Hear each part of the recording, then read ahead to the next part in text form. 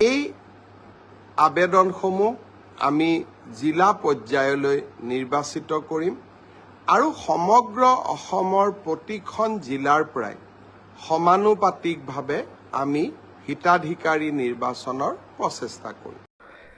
নমস্কাৰ বন্ধু-বান্ধৱীসকল, ইতিমধ্যে আপোনালোকে জানিব পাৰিলে CM টিবুলে 2.0 প্ৰায় ৭৫,০০০ যুৱক যুৱতীক প্ৰদান কৰিব ২ লাখ কোটি টকাৰ। এই আঁচনিত সৰ্বমুঠ ১,৯১,৫৫ গৰাকী যুৱক যুৱতীয়ে আবেদন কৰিছে ইতিমধ্যে।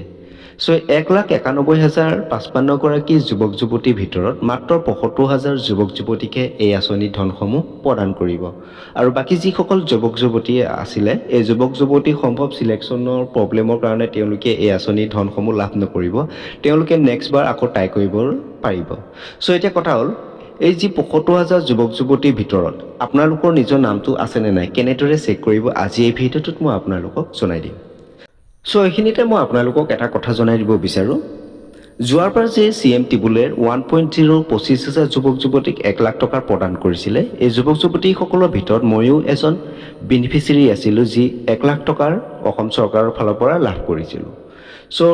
প্ৰথম অৱস্থাত আমাক তেওঁলোকে এটা মেছেজ কৰিছিলে, স্ক্ৰীণত মই আপোনালোকক দেখুৱাই দিছোঁ, ঠিক এনেকুৱা ধৰণৰ এটা মেছেজ আৰু আপোনালোকৰ ইমেইলতো এই মেছেজটো আহিব।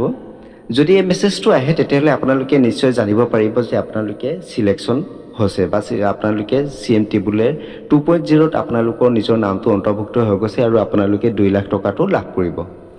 প্ৰথম অৱস্থাত আমাক তেওঁলোকে এনেদৰে এটা মেছেজ কৰিছিলে আৰু মেছেজটোত লিখিছে, আপোনালোকে নিশ্চয় গম পাইছে, ইয়াত আপোনালোকৰ 3 দিনীয়া এটা ট্ৰেইনিং হ'ব আৰু সেই ট্ৰেইনিঙত আপোনালোকে যোৱাটো প্ৰয়োজন আৰু সেই ট্ৰেইনিঙৰ পাছতে আপোনালোকে যি ধনসমূহ হয় ধনসমূহ লাভ কৰিব।